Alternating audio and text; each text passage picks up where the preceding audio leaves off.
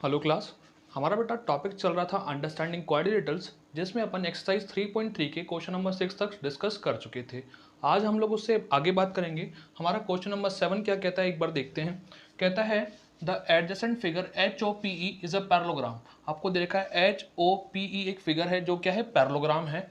Then उसके बाद बोलता है find the angle measures X Y and Z. तो आपको एंगल एक्स वाई और जेड की वैल्यू आपको फाइंड करनी है। तो आप लोग कैसे करेंगे बेटा, सबसे पहले हम लोग क्या करते हैं, इस एंगल को देख लेते हैं। अगर इस एंगल को मैंने बोला एंगल 1, ठीक है, तो ये लीनियर पेयर बना रहे हैं तो एंगल 1 की वैल्यू आ जाएगी। और जितना एंगल 1 होगा उतना ही एंगल क्या होगा, x, क्योंकि पैरेललोग्राम के अपोजिट एंगल क्या होते हैं, आपस में इक्वल होते हैं, राइट। तो सबसे पहले इसको देखते हैं, ठीक है।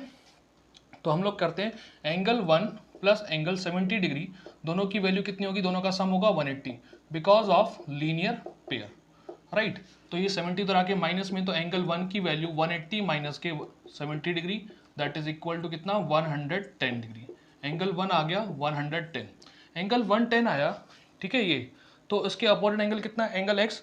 तो दैट इम्प्लाइज एंगल 1 किसके इक्वल होगा, एंगल एक्स इक्वल होगा किसके, एंगल 1 के, इक्वल टू कितना 110 degree, because opposite angles of parallelogram are equal. क्योंकि पैरेललोग्राम के अपोजिट एंगल क्या होते हैं, आपस में इक्वल होते हैं। तो एंगल 1 110 है तो एंगल एक्स भी कितना होगा, 110 डिग्री होगा, राइट। देन उसके बाद हम लोग ऐसा भी बता सकते हैं कि क्या पैरेललोग्राम की अपोजिट साइड क्या होती है, पैरेलल। तो ये जेड की शेप बनती दिखेगी अपन को, ये देखिए ये वाला, ये जेड की शेप बनती दिख रही है अपन को। तो ये क्या होते हैं, अल्टरनेट इंटीरियर एंगल बनते हैं। तो एंगल वाई की वैल्यू किसके इक्वल होगी, इस 40 के इक्वल। एंगल वाई इक्वल होगा किसके, एंगल 40 डिग्री, ठीक है, because of alternate interior angle, right.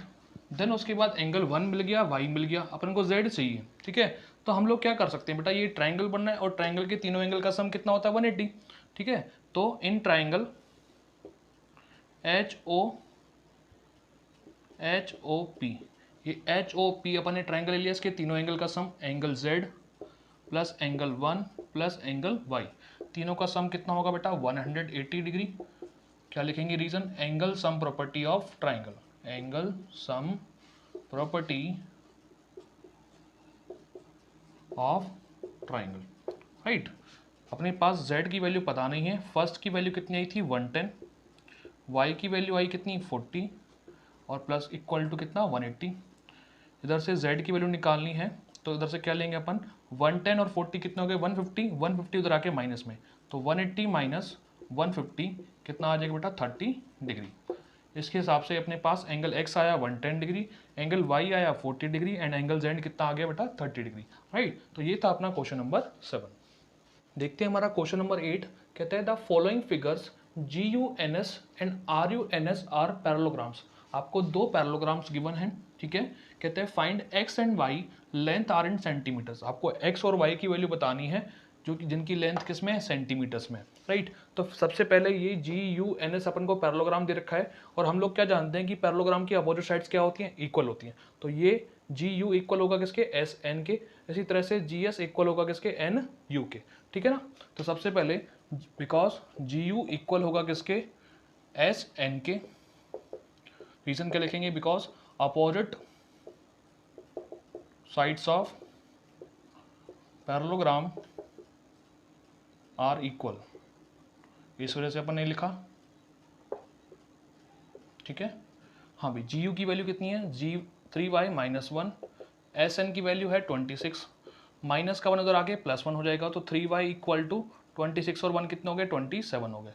y अपन को वैल्यू चाहिए तो 27 में 3 का डिवाइड, 3 9 जा 27, तो y की वैल्यू कितनी आ जाएगी बेटा, 3 सेंटीमीटर्स आ जाएगी, राइट। इसी तरह से अपन को x की वैल्यू निकालनी है, तो हम लोग क्या करेंगे, सिमिलरली मैं इसको इरेज करता हूँ बेटा एक बार के लिए, आप इसको नोट कर लेंगे, राइट। देन उसके बाद हाँ जी, सिमिलरली हम लोग क्या कर सकते हैं, सिमिलरली इसकी अपोजिट साइड कौन थी, जी एस इक्वल होगा एन यू के, जी एस इक्वल होगा एन यू के। रीजन क्या लिखेंगे, because opposite sides of parallelogram are equal, right. तो इधर से वैल्यू देखते हैं, जीएस की वैल्यू है कितनी 3x और एनयू की वैल्यू कितनी है बेटा 18। हमें वैल्यू किसकी चाहिए x की, तो 18 में 3 का डिवाइड, 3 6 का कितना होता है 18, तो x की वैल्यू आई कितनी 6 सेंटीमीटर्स, राइट। इस तरह से अपन x और y की वैल्यू इसमें से फाइंड कर सकते हैं, ठीक है। और नेक्स्ट देखते हैं, अपने पास RUNS भी क्या बोल रखा है उसने, पैरेललोग्राम बोल रखा है। ये इसके क्या है डायगोनल, पैरेललोग्राम के डायगोनल मान लीजिए O पॉइंट पे मिलते हैं, और हम लोग क्या जानते हैं कि पैरेललोग्राम के डायगोनल क्या करते हैं, आपस में बाइसेक्ट करते हैं, ठीक है। तो ये OR बराबर होगा किसके, ON के। OR will be equal to ON, reason क्या लिखेंगे, because diagonal of parallelograms, diagonals of parallelogram bisect each other, क्या करते हैं एक दूसरे को बाइसेक्ट करते हैं। हमने प्रॉपर्टीज पढ़ी है बेटा अच्छे से, है ना। देन उसके बाद OR की वैल्यू कितनी है बेटा 16, ON की वैल्यू कितनी है x प्लस वाई। तो एक इक्वेशन तो अपने पास ये बनी, राइट। देन उसके बाद हम लोग क्या करते हैं कि इसी तरह से जो ये OU और OS ये भी दोनों क्या है डायगोनल्स के, ये डायगोनल है पूरा ये, और O पॉइंट क्या करेगा इसको बाइसेक्ट करेगा। इधर से हम लोग क्या ले सकते हैं कि OU इक्वल होगा किसके, OS के। O से लेकर U बराबर होगा OS के। रीजन क्या लिखेंगे, बिकॉज ये सेम रीजन लिख देंगे आप, diagonal of parallelogram bisect each other, right.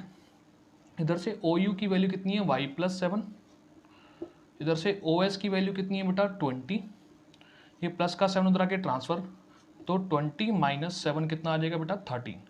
x की वैल्यू, y की वैल्यू कितनी आ गई 13 सेंटीमीटर। हमें किसकी वैल्यू चाहिए, x की भी वैल्यू चाहिए, तो ये y की वैल्यू इक्वेशन 1 में पुट कर देते हैं, ठीक है। देखते हैं यहाँ से क्या, put y equal to 13 into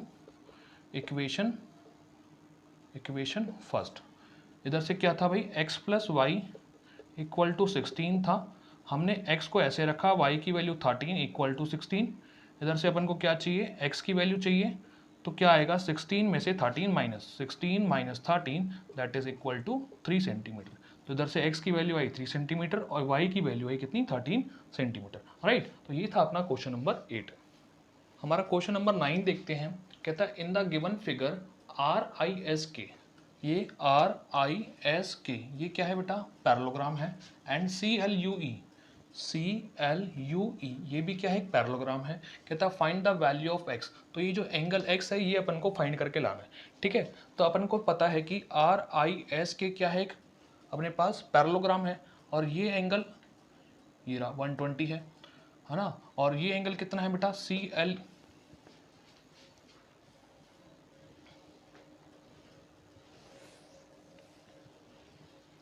हमारा क्वेश्चन नंबर 9 देखते हैं, कहता है in the given figure RISK and CLUE are parallelograms. कौन सा, RISK ये भी एक पैरेललोग्राम है, एंड CLUE ये भी क्या है एक पैरेललोग्राम है, ठीक है। तो आपको ये एंगल x निकालना है। ये एंगल x किस में आ रहा है, इस ट्राइंगल में आ रहा है बेटा। अगर ट्राइंगल की ये दोनों एंगल अपन को पता चल जाए, तो ट्राइंगल के तीनों एंगल का सम 180 करके अपन ये वाली वैल्यू निकाल सकते हैं कि नहीं निकाल सकते, ठीक है। तो इसको अपन मैं बोलता हूँ, इस वाले एंगल को बोल दिया मैंने एंगल 1, और इस वाले एंगल को बोल दिया मैंने एंगल 2, ठीक है। तो पहला मेरा मोटिव क्या होगा, एंगल 1 और 2 को फाइंड करना, ठीक है। तो एंगल 1 निकालने के लिए मुझे क्या, इस पैरेललोग्राम से हेल्प मिलेगी। कैसे, RISK क्या है एक पैरेललोग्राम है, और पैरेललोग्राम के एडजेसेंट एंगल का सम कितना होता है 180। तो ये 120 और ये एंगल 1 क्या एक पैरेललोग्राम के एडजेसेंट एंगल है, तो इन दोनों का सम कितना होगा बेटा 180। तो एंगल 1 प्लस एंगल 120 दोनों का सम होगा 180 डिग्री, ठीक है। तो रीजन लिखेंगे क्या, एडजेसेंट एंगल्स ऑफ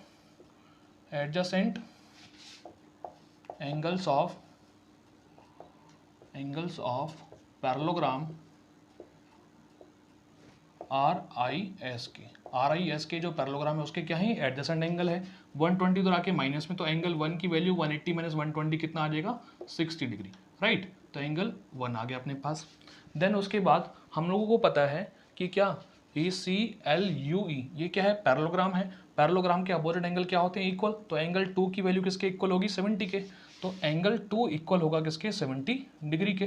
रीजन क्या देंगे, बिकॉज अपोजिट एंगल्स ऑफ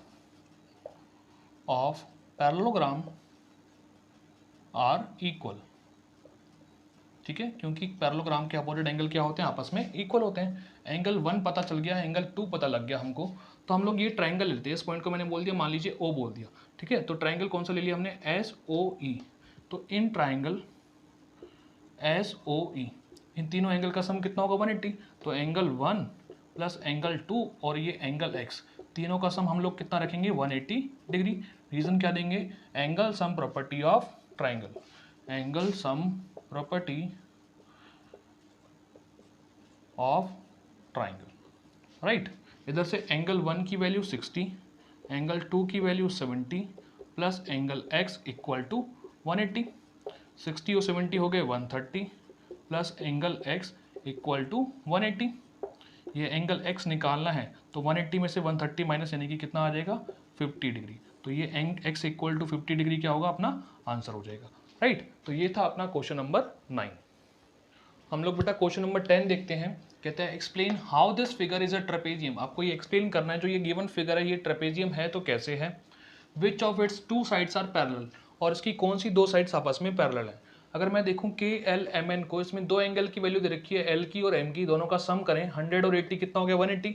यानी कि इन दो एडजेसेंट एंगल का सम कितना आ रहा है 180 आ रहा है। यानी कि ये लाइंस क्या होंगी पैरेलल। अगर किसी क्वाड्रिलेटरल की दो अपोजिट साइड का पेयर क्या आ रहा है अपने आपस में पैरेलल है, यानी क्या होगा ये ट्रेपेजियम होगा, ठीक है। तो उसको लिखेंगे कैसे, because angle L plus M, इन दोनों का हमने सम करा, एल की वैल्यू 80 और एम की वैल्यू कितनी 100, ठीक है। तो angle L plus angle M की वैल्यू कितनी आ गई बेटा 180 आ गई, ठीक है। हम क्या लिखेंगे यहाँ पे, बिकॉज सम ऑफ एडजेसेंट,